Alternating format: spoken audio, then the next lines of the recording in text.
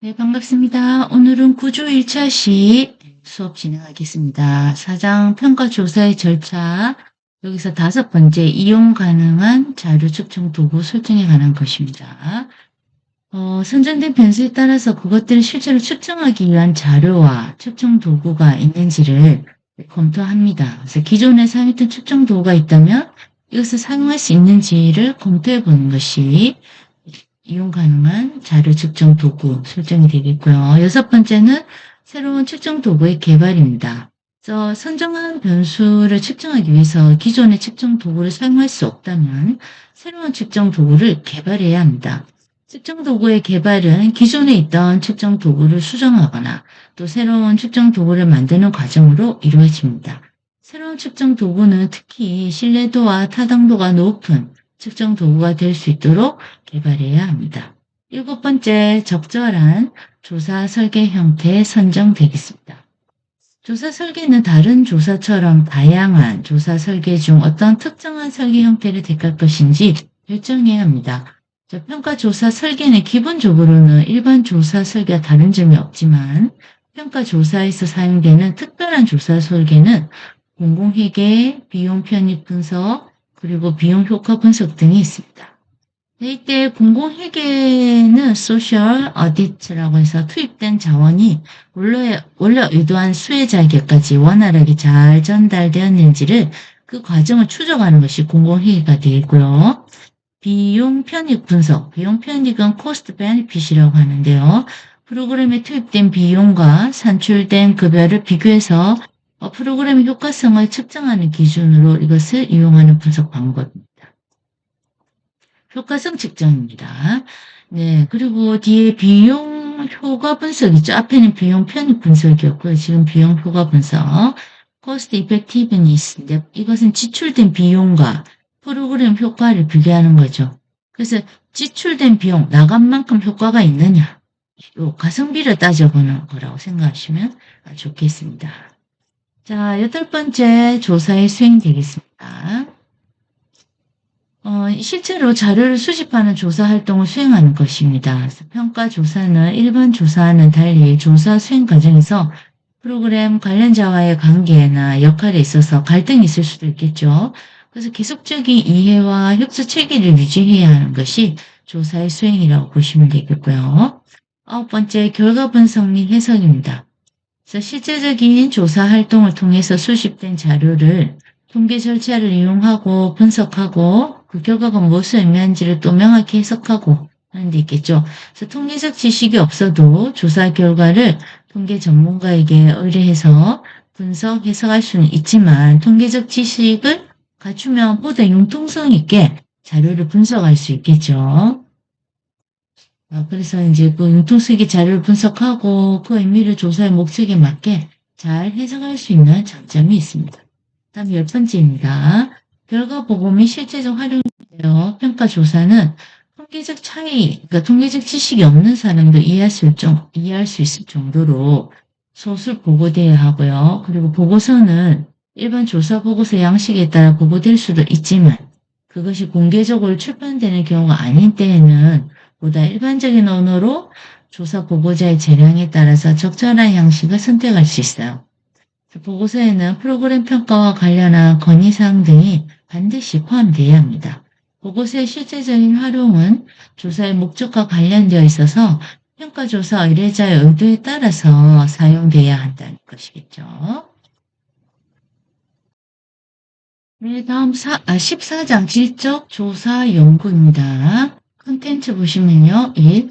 질적 조사 연구에 대한 이해. 2. 질적 조사 연구 방법과 과정. 3. 질적 조사 연구와 양적 조사 연구 비교. 4.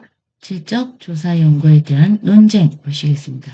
앞으로 이제 대학원에 가시거나 논문을 작성하고자 하시는 분은 특히 이 질적 연구에 관심이 또 많으신데요. 살펴보도록 하겠습니다. 먼저 질적 조사에 대한 연구 이해인데요. 질적 조사 연구는 양적 조사 연구와는 차이가 있습니다.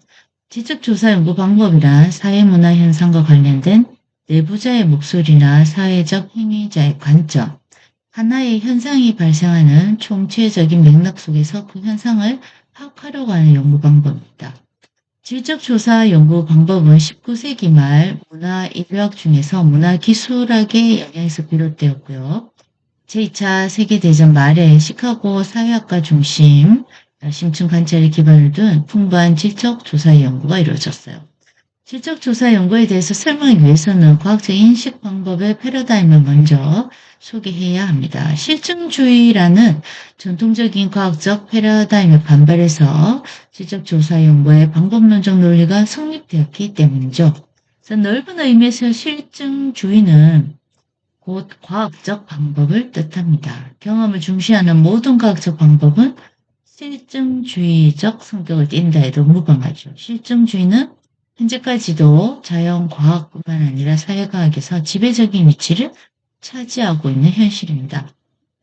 사회복지조사 연구들도 보통 이런 논리적 실증주의 입장을 따르고 있다고 보시면 되겠습니다. 지적조사 연구를 주장하는 사람들은 사회문화 현상 연구에 대해서 자연현상과 같은 연구 방법의 사용을 주장하는 그런 실증주의 전통을 비판하기도 하고요. 사회문화 현상은 자연현상과 다른 방법을 연구해야 한다고 주장하는 입장이기도 합니다.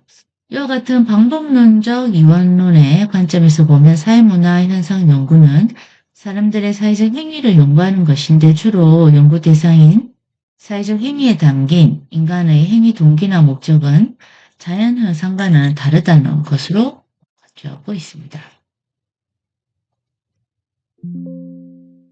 네, 계속해서요. 자, 인간이 사회적 행위를 하는 동기나 목적을 깊이 있게 이해하려면 인간 행위의 계량화, 즉 수치화가 아니라 그 행위 이면의 의미에 대한 해석적인 이해가 필요하다고 보는 것이죠. 그래서 조금 키워드가 될 만한 말, 계량화가 아니라는 것, 그리고 그 행위 이면에, 이면 숨어있는 의미가 있다는 것이죠. 그걸 해석적인 이해로, 해석적인 이해를 통해서 받게 한다는 것입니다. 이처럼 연구에서 인간 행위의 해석과 의미화를 강조하므로 이 연구 방법을 해석적 연구 방법이라고도 말하고요. 또는 질적 조사 연구 방법이라고도 합니다. 그러나 해석적 연구 방법보다 흔하게 쓰는 용어는 질적 조사 연구. 질적 조사 연구에서는 양적 조사 연구와는 달리 가설을 설정하지 않습니다. 질적 조사 연구에서는 일반적인 법칙을 발견하는 것이 쉽지 않고 또 가설을 설정하면 오히려 연구의 폭을 제한할 수 있다고 보기 때문이죠. 그래서 질적 조사 연구 방법은 현상에 대한 깊이 있는 의미 발견이 중요하겠습니다. 그리고 행위자가 만들어내는 주관적 세계와 관련한 내용을 파악하는 데 유용합니다. 그러나 연구자의 주관 개입이 염려돼서 연구의 객관성에 대한 문제 제기를 받을 수도 있고요. 연구 결과의 일반화에 어려움이 있다는 한계점이 있습니다. 그렇다면 어떨 때 질적조사 연구를 하는 것이 유리할까요? 그래서 2006년 황성동은 다음과 같은 경우에 질적조사 연구가 적절하다고 말하고 있는데요. 잘 알려지지 않은 주제에 대한 탐색적 접근을 하고자 할 때. 두 번째는 민감하고 정서적으로 깊이 있는 주제를 심층적으로 조사하고자 할 때. 세 번째, 실제로 어떤 삶을 살고 있는 사람에게서 생생한 경험에 대한 이해와 그 의미를 도출하고자 할 때. 네 번째, 사회복지 실천에서 프로그램이나 정책, 또 그 기관의 내면을 탐구, 평가하고자 할 때. 이럴 때 질적조사 연구가 적절하다고 보는 것이죠. 그럼 질적조사 연구의 개념 말씀드렸고요. 다음은 질적조사 연구의 특성 보시겠습니다. 오늘날 대부분 과학적 조사 연구들은 논리적, 실증주의 전통이 이루어지고 있고요. 그러나 사회과학과 같이 인간과 사회의 끊임없는 사회적 상호작용을 연구하는 분야에서는 전형적인 실증주의 입장이 받아들여지기 힘든 경우가 많습니다. 실증주의 조사 방법에 대한 불만으로는 사회복지학, 사회학, 심리학, 교육학 등에서는 대안적인 조사 접근 방법을 개발해 왔어요. 이런 접근 방법을 묶어서 보통 질적 조사 연구라고 하고 전통적인 양적 조사 연구와는 구분해서 사용합니다. 그래서 질적조사 연구 내에서도 이렇게 다양한 접근 방법이 있지만 모든 질적조사 방법에서는 몇 가지 공통된 특징이 있어요. 그래서 그 내용을 살펴보면요. 먼저 1. 자연스러운 상황에서 질적 자료를 수집하고 분석하는 것입니다. 이 질적조사 연구를 수행하는 조사자는 자연스러운 상황과 현장에서 질적인 자료를 수집하고 분석하는 것이죠. 질적인 자료는 수치화된 것이 아니죠. 계량화된 것이 아니라고 했죠. 그래서 이야기식 소설, 이걸 내러티브라고 표현하죠. 그림 등이 있어요. 조사자, 조사 대상자의 주관적인 생각이나 느낌 등을 가치 있는 자료로 간주하며 조사의 절차와 방법에 융통성과 유동성이 있습니다. 자료 수집 과정에서 수집 대상과 방법이 바뀔 수도 있고요. 수집 중에 새롭게 나타날 개념을 개방적으로 계속 이제 컴퓨터에서 받아들인다는 것이죠. 두 번째는 조사자 자기 자신이 조사 도구로서 주관성을 활용하는 것입니다. 질적조사 연구에서는 조사자와 조사 대상자 간의 가까운 상호작용을 통해서 자료 수집이 이루어집니다. 그래서 조사자의 조사 및 관찰 행위 자체가 조사하고자 하는 대상에게 영향을 미친다고도 볼 수 있겠죠. 그래서 양적 조사 연구에서는 가능한 한 객관적인 입장에서 접근하고 가능한 주관성을 잃는 오류를 제거하려고 하는데 반면에 이 질적 조사 연구에서는 조사자와 조사 대상자의 주관적인 인지 및 느낌 그리고 해서 모두 합법적인 자료를 인정하는 것입니다. 이런 점에서 질적 조사 연구에서는 조사자는 매우 중요한 자료 수집의 도구이며 조사자의 주관성은 배제되기보다는 활용되지 있죠. 따라서 질적 조사 연구에서 조사 도구로서 조사자의 자질은 매우 중요한 이슈가 되는 것이죠. 3. 자료 수집과 자료 분석을 동시에 진행하는 것입니다. 양적 조사 연구에서는 자료 수집을 다 완료한 후에 분석을 시행하겠죠. 그러나 질적 조사 연구에서는 자료 수집과 분석을 모두 동시에 진행합니다. 즉 자료를 수집하는 과정에서 분석을 병행하고 특별한 상황에 주의를 기울이며 자료를 귀납적으로 분석합니다. 그래서 참여자들의 관점과 또 그들이 부여하고 있는 것들 그런 의미에 초점을 둔다는 것이죠. 4. 조사 절차 유연성입니다. 양적 조사 연구에서는 조사에 필요한 절차나 단계들이 사전에 엄격하게 통제되어서 이루어지지만 질적 조사 연구에서는 양적 조사 연구에 비해서 보다 많은 유연성을 지니고 있어요. 그래서 즉 조사자들의 경험이나 직관 등에 의해서 또 의존하여 조사 단계나 절차들을 결정하고 그것을 통해서 새로운 개념들을 추출하는 것이죠.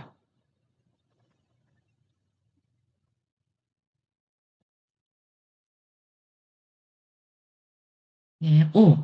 귀납적이며 탐색적 혹은 기술적인 성격을 지닙니다.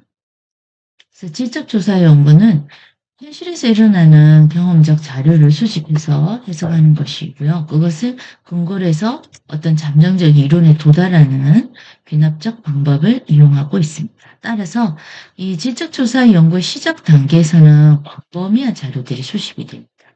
연구가 진행되어 갈수록 보다 제한적이고 세부적인 내용의 자료들이 수집이 되고요. 또한 양적조사 연구에서는 주로 변수 간의 관련성이나 영향관계, 어떤 현상의 원인을 밝히고 설명하는데 주된 초점을 둔다면 질적조사 연구는 무슨 일이 일어나고 있는지, 연구 참여자들의 생활상, 그들의 생각 등을 묘사하고 심도 있게 이해할 수 있도록 탐색하고 기술하는 것이 주된 초점이 되겠습니다. 6. 일반화의 가능성이 낮아요. 질적조사 연구에서는 작은 규모의 표본이 가능합니다. 질적조사 연구는 일반적으로 소수 사례에 대한 깊이 있는 이해를 추구합니다. 그러나 적은 표본수에 기초해서 얻은 그런 조사 결과를 일반화하기에는 한계가 있다는 것이죠.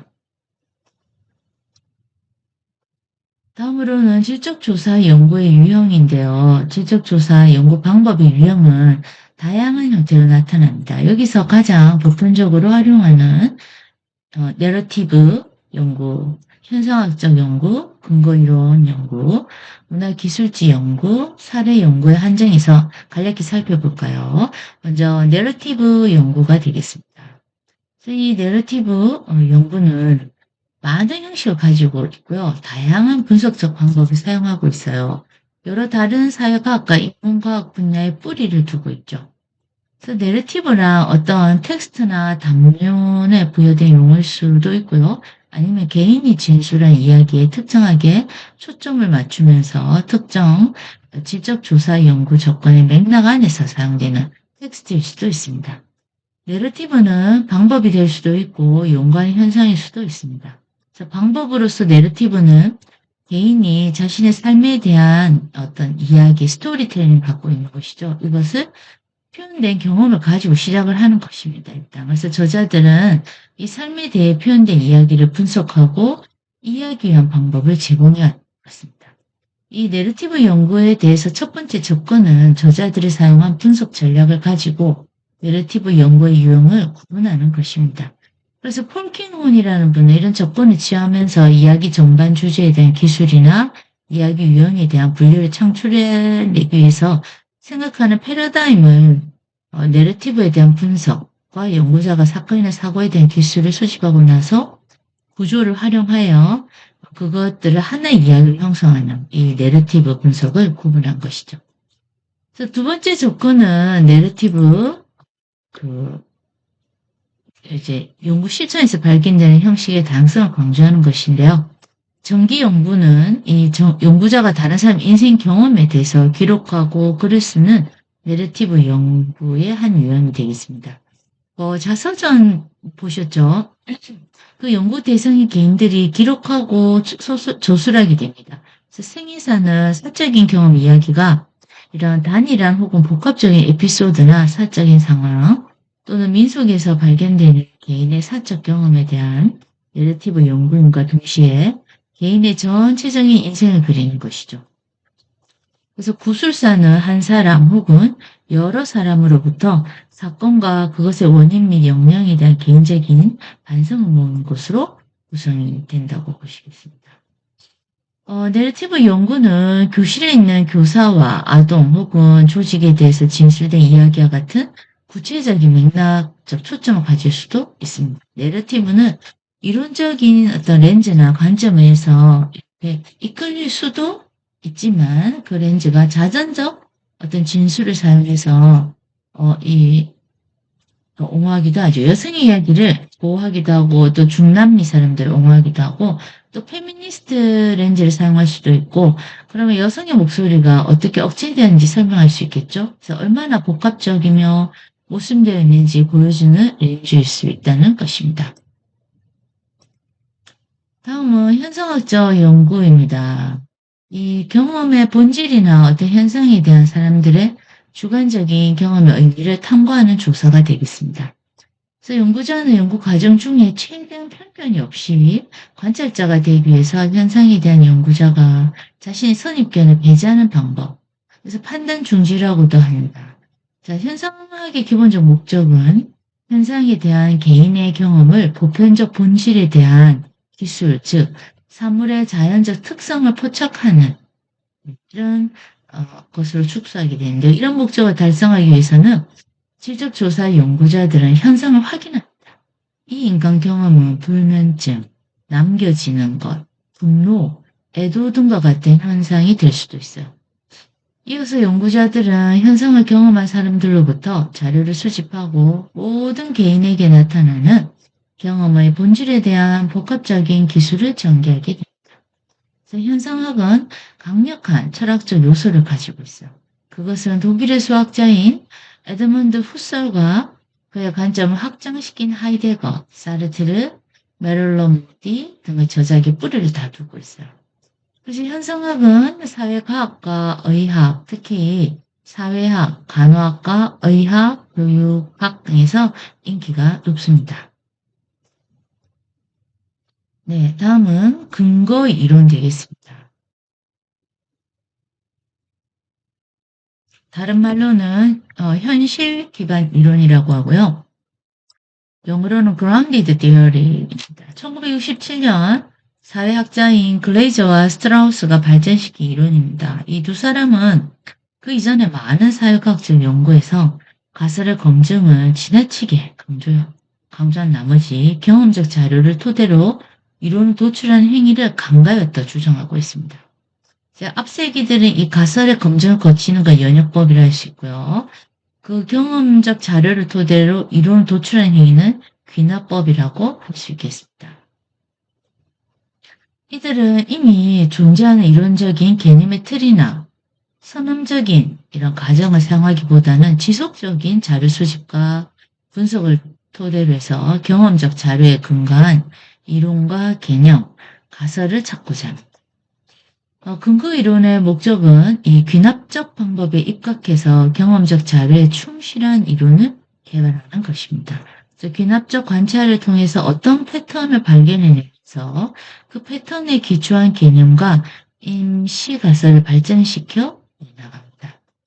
근거 이론에서는 비확률 표집 중 의도적 표집이 일종의 이론적 표집 방법을 사용하는데요. 이것은 경험적 자료에 근거한 이론을 귀납적으로 도출하는 데 도움이 될 것으로 보이는 사례를 의도적으로 표집해 나가는 방법입니다.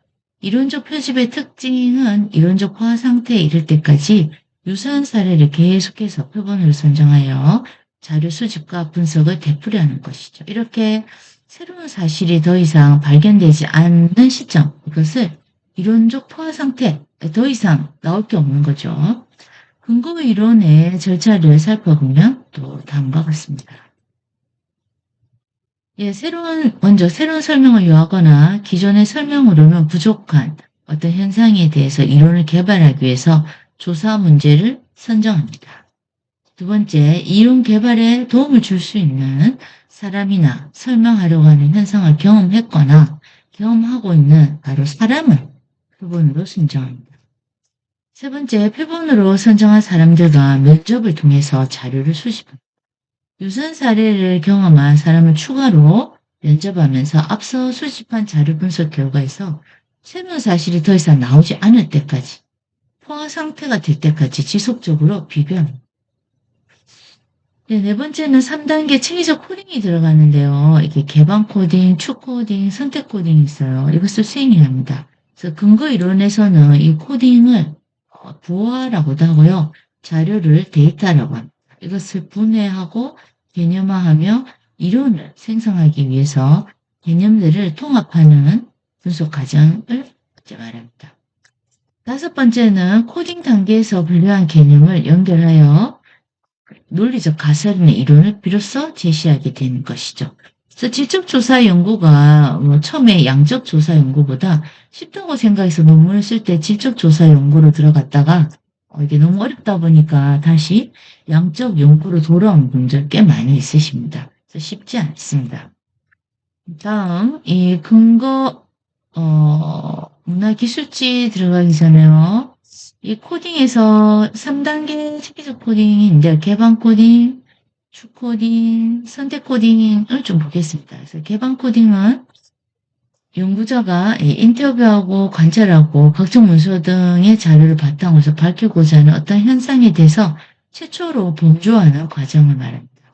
그래서 특정 현상에 대해서 개념을 명확히 하고 그 속성과 범주를 자료 내에서 형성해 나가는 과정입니다. 이것을 위해서는 자료를 한 줄이나 한 문장씩 검토하면서 자료별로부터 도출된 이런 개념을 의미 있는 대표성 있는 범주를 묻고 명명하면서 범주와 속성을 생성하게 됩니다. 다음은 추 코딩입니다. 이 개방 코딩을 통해서 생성된 범주들을 하위 범주들과 연결하고 주요 범주들을 패러다임이라는 모형으로 다시 통합하고 재구성하는 과정인데요. 이건 마치 우리가 책의 제목을 정하고 나서 목차를 구성한 것 같습니다. 그래서 그 하위 범주에 무엇을 넣을 것이냐. A 밑에 A 다시, A 다시 밑에 A 다시 다시 이런 식의 범주와 카테고리화하는 것이죠. 자, 다음에 선택 코딩인데요. 이 핵심 범주를 선택하고 이 선택한 핵심 범주를 다른 범주들과 연결을 시켜가면서 이론을 통합시키고 정교화하는 과정이죠. 다듬어가는 과정이라고 보시면 되겠어요. 그래서 모형 내에 범주 간 관계를 진술하는 명제를 구체화하거나 범주들을 통합하는 이야기를 서술해 갑니다. 선택 코딩은 이 분석한 결과들을 추상화된 이론으로 전환하는 과정이라고 볼 수 있어요. 그래서 이 코딩에 나가는 과정은 서랍이 100개라면 100개에서 70개로 줄이고 50개로 줄이고 40개로 줄이고 30개로 줄이고 계속 이렇게 서랍을 줄여가는 과정이라고 보시면 되겠습니다. 예, 이렇게 이제 끝으로는 코딩 단계에서 분류한 이 개념들을 연결해서 논리적 가설이나 이론 제시하는 것, 이것이 바로 지적 연구의 내용이라고 할 수 있겠습니다. 네, 어려운 내용 들어주셔서 감사합니다.